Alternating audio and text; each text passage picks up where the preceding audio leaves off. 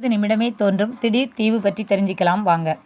தீவு என்றாலே திகைக்க வைக்கும் அனுபவத்தை கொடுக்கும். 4 பக்கமும் நீர் சூழ்ந்து தனிமையில் காட்சியளிக்கும் இந்த தீவு தேசத்திற்கு சென்று தனிமை சூழலை ரசிக்க பலரும் விரும்புவார்கள். கடலில் ஏற்படும் மாறுபாடு காரணமாக தீவின் பரப்பளவு சுருங்கவோ விரிவடையவோ செய்யும். ஆனால் தினமும் 30 நிமிடங்கள் மட்டுமே தென்படும் தீவு பற்றி கேள்விப்பட்டிருக்கிறீர்களா? அந்த தீவு மராட்டிய மாநிலம் சிந்துதுர்க் மாவட்டத்தில் உள்ள தேவ்பர்க் கடற்கரைக்கு அருகில் அமைந்துள்ளது.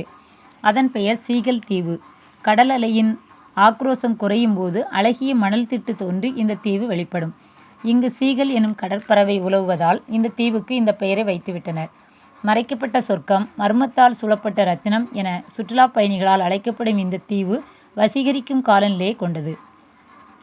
கடற்காற்றின் வாசமும் அமைதியான சுற்றுச்சூழலும் சீகல், டன், கிங்ஃபிஷர் உள்ளிட்ட பறவைகளின் படையெடுப்பும் சுற்றுலா பயணிகளை கவர்ந்திழுக்கும்.